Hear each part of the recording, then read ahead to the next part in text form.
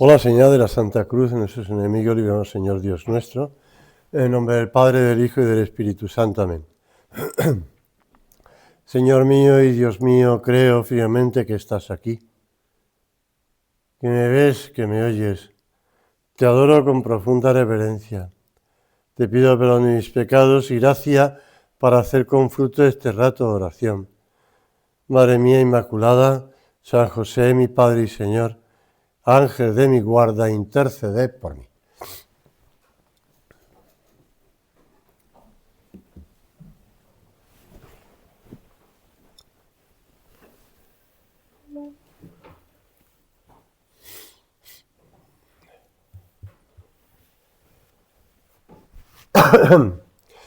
Recoge San Lucas esa actividad de Jesús cercano a Cafarnaúm, a la casa de Pedro, donde realmente el Señor empezó su trabajo con los apóstoles, con los discípulos, ¿no? En aquel tiempo, saliendo de la sinagoga, Jesús entró en la casa de Simón, tan enfrente. Si has estado allí en Tierra Santa, sabes que están enfrente una de otra, por lo menos. La sinagoga, que quedan restos arqueológicos, aunque es posterior a la que conoció Jesús. Y la suegra de Simón estaba con mucha fiebre, y le rogaron por ella. Inclinándose sobre ella, conminó la fiebre, y la fiebre la dejó. Ella, levantándose al punto, se puso a servirles. El Papa León, que ha estado siguiendo las catequesis de los miércoles por donde iba el Papa Francisco, pues hablando de las curaciones de Jesús, en otro caso otra curación distinta, pero bueno, nos vale para este pasaje del Evangelio que estamos leyendo. Dice el Papa, también este tiempo que estamos viviendo necesita curación. Y todos somos conscientes, ¿verdad? Aunque no nos metamos en la fake news, ni en la política, ni en los desastres naturales, etcétera, etcétera, pero somos conscientes de que este tiempo que estamos viviendo necesita curación. También el Señor, cuando empezó a predicar, lo decía, convertíos y creed en el Evangelio. Y añade el Papa, nuestro mundo está atravesado por un clima de violencia y odio que mortifica la dignidad humana. Vivimos en una sociedad que se está enfermando a causa de una bulimia, tiene gracia que el Papa utilice esta expresión médica, vamos a decir así, una bulimia de conexiones en las redes sociales. Estamos hiperconectados, bombardeados por imágenes, a veces incluso falsas o distorsionadas. He estado leyendo ayer martes, ¿no? Estaba leyendo la noticia de un intento de fichaje de un equipo por otro, de un jugador de un equipo a otro, y cuando se ha sabido que ha acabado todo ya, pues no ha habido fichaje, pues se sabe que realmente no, ni 70 millones, no sé qué, esos son bulos que se han extendido de un lado para otro, de un periódico de allá, un periódico de acá, y realmente ha habido pues una cantidad mucho menor, ¿no? Somos arrollados, dice el Papa, por múltiples mensajes que suscitan en nosotros una tormenta de emociones contradictorias. En este escenario, añade, es posible que surja en nosotros el deseo de apagar todo. Bueno, con aquellas pintadas que había en mi época de la universidad, ¿no? Un poco anarcas o anarquistas, que paran el mundo que me bajo, ¿no? Pues que me dejen tranquilo, que me dejen tranquilo. Tanto lío, tanta gente, tantos dimes y diretes, tantas noticias, tantos ataques, tantas defensas, podemos llegar a preferir no sentir nada. Nuestras palabras también corren el riesgo de ser malinterpretadas y podemos sentir la tentación de encerrarnos en el silencio, en pensar que no nos van a entender y que por mucho que intentemos va a ser un fracaso. dicho de un modo más gráfico, que la sociedad no tiene remedio ya. Y añade el Papa, en una incomunicación en la que por muy cercano que estemos, ya no somos capaces de decirnos las cosas más simples y profundas. No lo diría yo por nosotros mismos, sino por ese aislarnos pensando que no podemos hacer nada en este mundo nuestro que nos rodea, en el que, vamos a decirlo de un modo más triste, la cosa va a peor. La cosa va a peor. Y se tiene la sensación de que la sociedad está basada en el interés individual y en el engaño para conseguir el interés individual, etcétera, etcétera, ¿no? Ya en las películas, en las series, en todo te ponen ese planteamiento, sobre todo en el mundo occidental, ¿no? Que si las herencias, que si pensar que yo soy el centro del universo y por tanto todos los demás tienen que estar pendientes de mí, que si, bueno, eso es lo que estamos percibiendo, es decir, yo no estoy diciendo nada que vosotros no contempléis, ¿no? O que penséis o que sintáis. Pero Jesús en el Evangelio cura, es más, sigue curando. Y dice, continúa el Evangelio de ahora, salían también demonios de muchos gritando y diciendo, tú eres el Hijo de Dios. Pero él conminaba y no les permitía hablar porque sabían que él era el Cristo. Y esto hay que entenderlo con San Lucas. Claro, San Lucas va predicando desde Roma, bueno, recoge el Evangelio desde Roma, después de la predicación de San Pedro, que es protagonista principal de este pasaje del Evangelio, y lo expresa de un modo muy claro, porque no olvidemos que San Lucas está apuntando a eso, que Cristo es el Hijo de Dios. Y se lo va diciendo a los que no son judíos de origen, ¿no? Sino que son los gentiles. Pero la realidad es que lo dicen los demonios, lo decían, tú eres el Hijo de Dios. ¿Hasta qué punto los demonios sabían que Cristo era realmente Hijo de Dios por naturaleza? Pues la segunda persona de la Santísima Trinidad hecho hombre, no lo creo, No lo creo, porque si no, no hubieran llevado hasta la muerte de cruz, pero sí que sabían que era un tipo especial. Y el Señor les calla, porque no quiere un mesianismo terreno, no quiere un aplauso de las gentes queriendo hacerle rey, como pasó después de la multiplicación de los panes y de los peces, ¿no? El Señor lo que quiere es llegar a cada una de las personas. Y por eso a esos endemoniados va curándoles, es decir, va echando el demonio. Y el Papa continúa comentando, ya digo, otra curación que era de un sordomudo. Después del encuentro con Jesús, esa persona no solo vuelve a hablar, sino que lo hace normalmente. Este adverbio, insertado por el evangelista, en este caso no es San Lucas sino San Mateo, parece querer decirnos algo más sobre los motivos de su silencio. Quizás este hombre dejó de hablar porque le parecía que decía las cosas mal. Quizás no se sentía adecuado. Todos experimentamos que se nos malinterprete y que no nos sentimos comprendidos. Y lo tengo subrayado.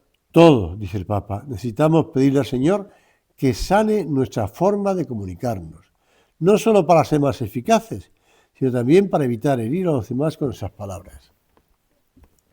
Por supuesto que para hablar de Dios a los demás tenemos que pedirle al Señor que sea Él quien hable. Y para eso invocamos al Espíritu Santo y para eso pues, le pedimos, como dice San José María, en camino ayuda al ángel custodio de la otra persona y al nuestro. Claro, porque estamos haciendo algo por un motivo sobrenatural y sobre todo queremos que sea Jesús el que se acerque a esa persona. O mejor dicho, que esa persona deje que Jesús se acerque a él. Pero ese tiene que ser nuestro planteamiento.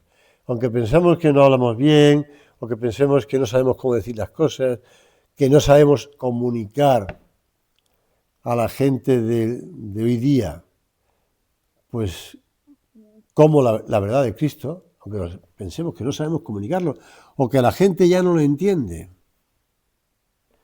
El Señor va curando al endemoniado. Me parece que ya el nivel superior a ese no hay, ¿no?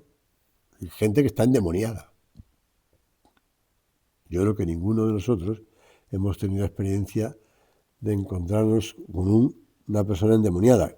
No quiere decir que no nos vamos a encontrar, porque puede ocurrir, de hecho ocurre, que hay personas que están endemoniadas y a veces, pues por circunstancias, te puedes encontrar con ellas, ¿no? Pero, no, lo digo en serio, no estoy exagerando. Pero la realidad es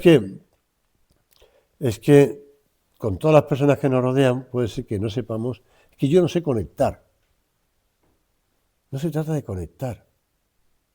Se trata de no tener miedo a hablar de Dios a los que nos rodean. Que no nos encerremos en el silencio por miedo a contrariar, a molestar, a que no nos quieren entender, etcétera, etcétera. El otro día hablaba con un supernumerio y estábamos hablando de sus hijos, de las vacaciones y estas cosas, y de la atención especial de vacaciones en verano, lo que supone pues estar pendiente de un buen grupo de hijos, con la ayuda de su mujer o ayudando a su mujer, mejor dicho, pero pues bueno, entonces hablando de esto y los dos manifestábamos la pena de la gente que está sola,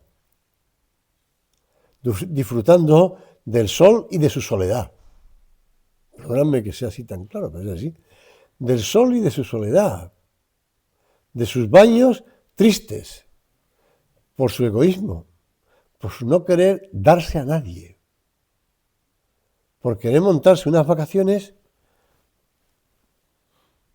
bueno, vacaciones o viajes o lo que quieran, ¿no?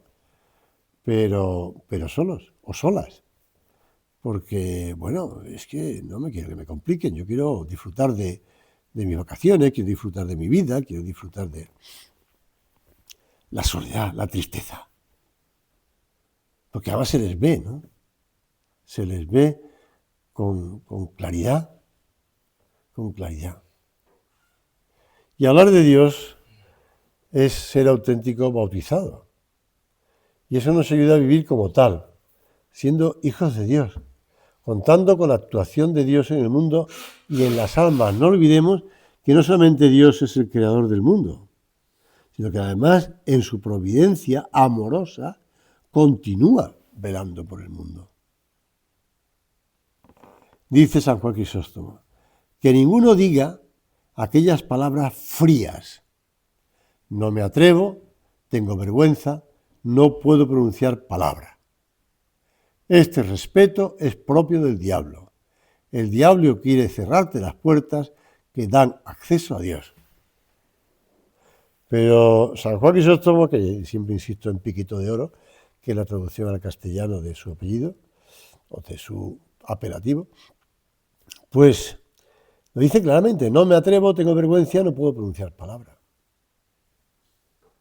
Esta anécdota, como siempre, la recojo de este sacerdote ya fallecido, que Dios tenga en su gloria, de Gallego, ¿no?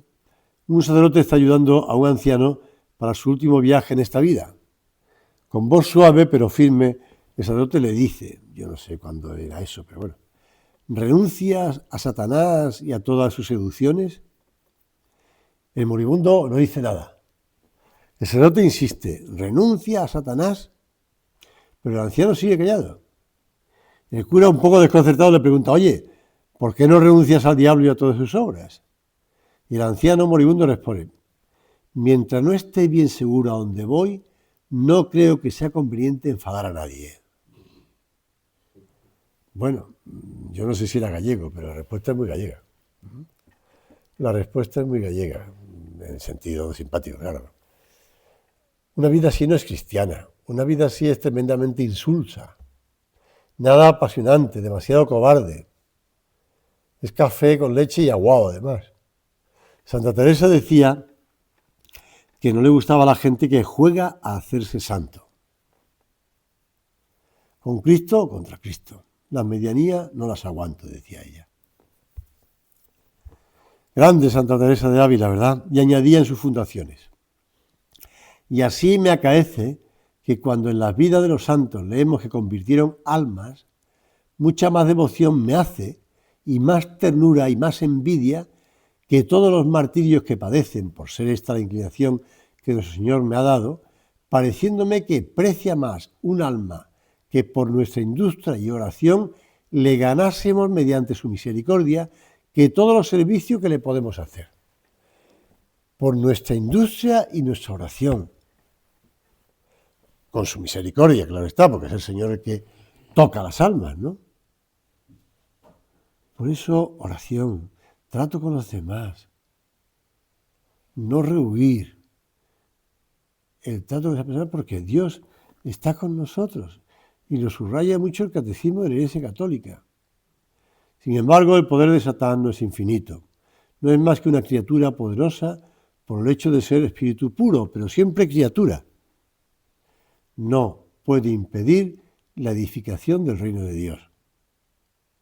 Aunque Satán, añade el Catecismo, actúe en el mundo por odio contra Dios y su reino en Jesucristo, y aunque su acción cause graves daños, y pone entre guiones de naturaleza espiritual e indirectamente incluso de naturaleza física, en cada hombre y en la sociedad, esta acción es permitida por la divina providencia, que con fuerza y dulzura dirige la historia del hombre y del mundo.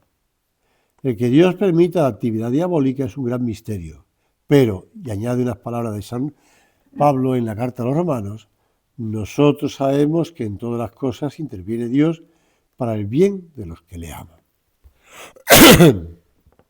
Señor, en tu providencia amorosa, aunque pensemos que el demonio y los que le siguen o que están engañados por él actúan de modo tan masivo, tan tremendo, ¿no?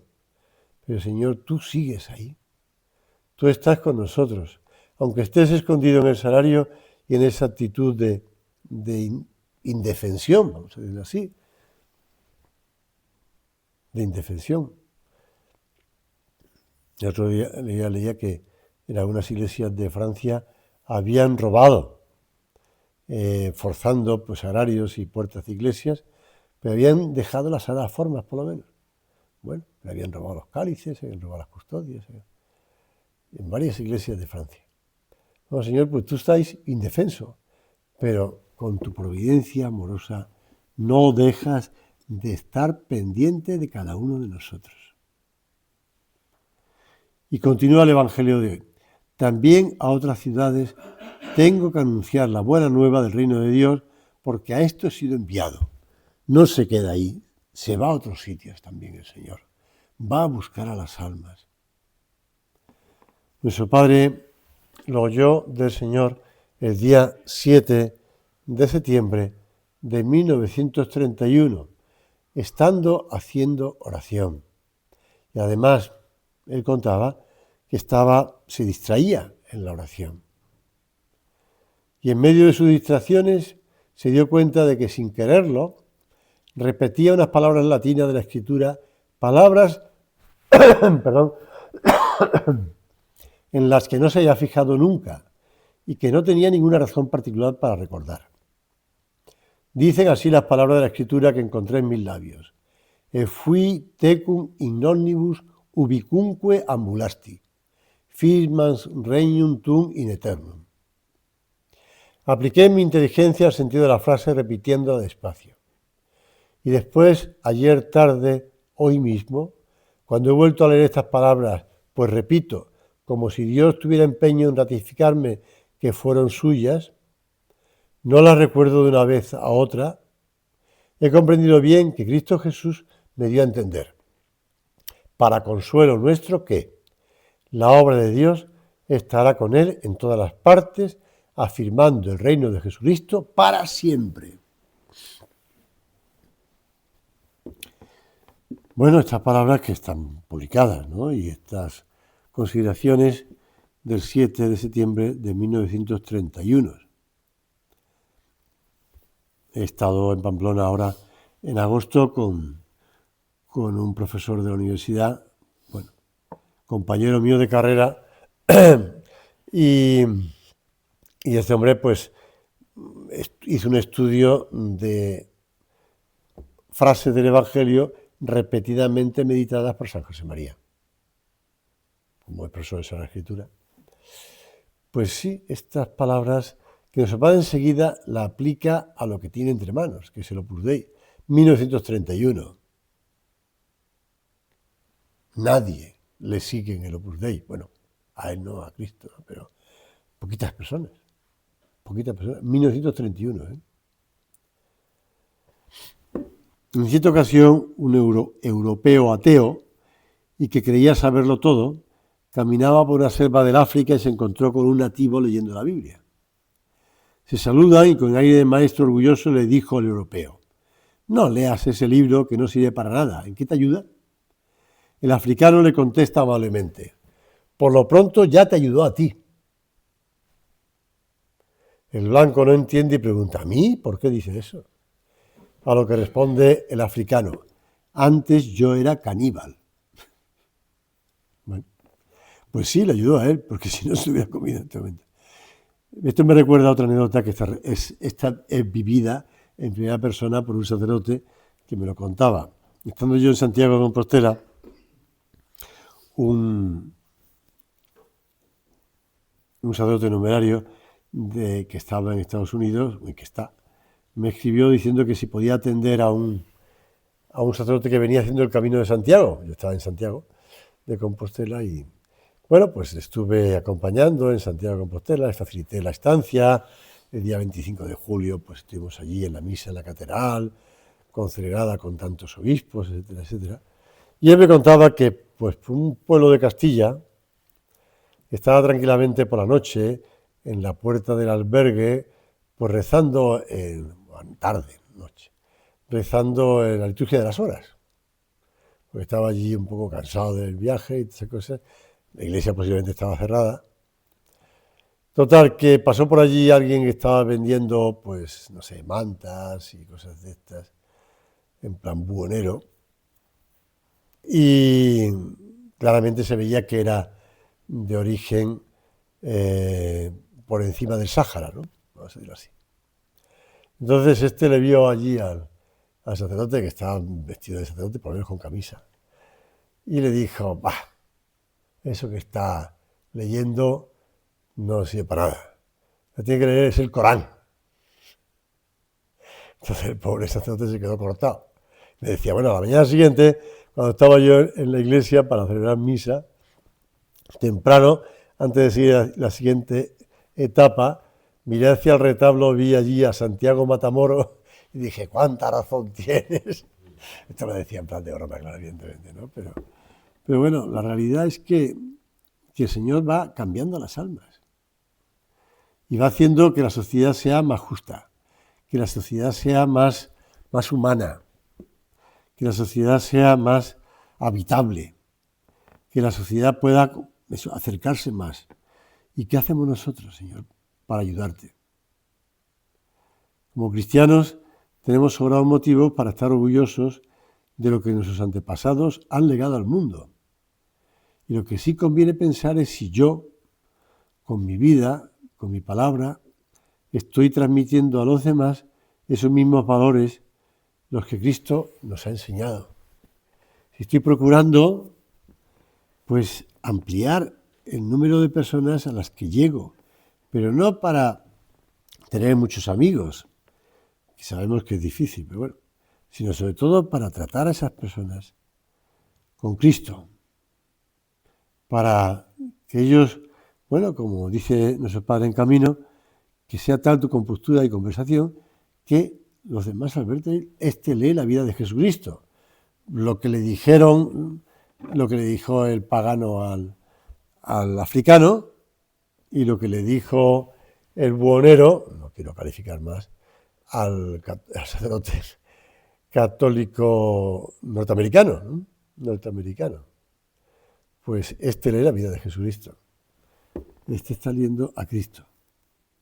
Porque sabe hablar de Cristo, porque sabe resolver los problemas de Cristo, porque no le preocupa lo que digan los demás, lo que piensen los demás, o que nos cierren los demás en una burbuja y no quieren saber nada de nosotros.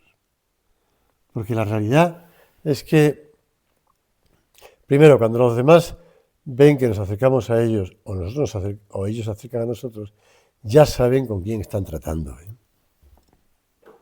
Ya saben qué hacer digamos, de qué modo respiramos. Por lo tanto, que no nos seamos, pues eso, ni timoratos, ni escondidos, ni... Pues decía el Papa, ¿no? No nos aislemos de los demás. Señor, que sepamos de verdad hablar, ¿no? Porque no tenemos que subirnos a unas cajas como hacían en este sitio en Londres, ¿no? En el parque de Londres. Subirnos a unas cajas para predicar a todo el mundo que pasa por allí. No se trata de eso. No se trata de eso. Se trata de que sea tal tu compostura y conversación que los demás, pues, lee la vida de Jesucristo. Lee la vida de Jesucristo. Estoy leyendo, pues, esa biografía famosa de Vázquez de Prada en 3 tomos, ¿no? Del fundador del Opus Dei, y estoy en los momentos en los que está en Zaragoza estudiando en la universidad Derecho, y cómo pues procura acercar a los demás a Dios. Tú dices, bueno, eso era muy fácil, ¿no? Porque él no era ni cura todavía. Bueno, después ya cuando era sacerdote también. Pero es que es muy fácil, ¿no?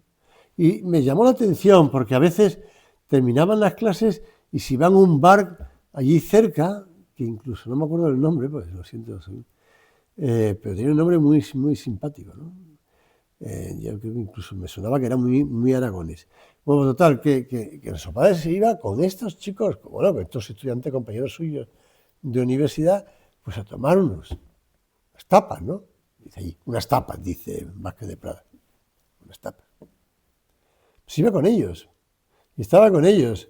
Hombre, evidentemente llevaba sotana, porque aunque no era todavía clérigo, pero bueno, era su diácono, ¿no? O diácono, no sé ya qué era. Pero bueno, se acercaba a ellos, y estaba con ellos, y los trataba, y llevaban a gente a confesar. Y poco a poco iba llevando a gente a visitas al Pilar. Bueno, también cuenta la historia de uno que se declaraba ateo y que volvió a ver en Barcelona cuando estaba intentando pasar a Francia, ¿no?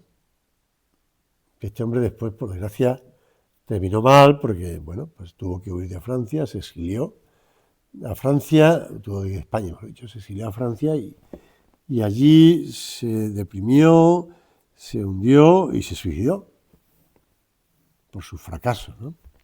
Pero su padre había intentado convertirlo también y sobre todo salvarlo. Vamos nosotros a pedirle a la Santísima Virgen que nos abramos a los demás, que tratar a todos los que podamos llegar sin aislarnos.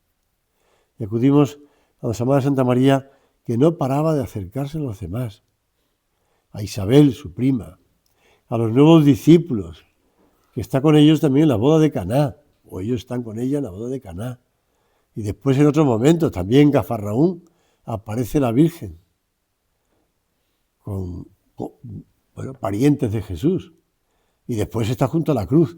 Y ahí se abre su corazón a todos nosotros. Le pedimos que abramos a todos.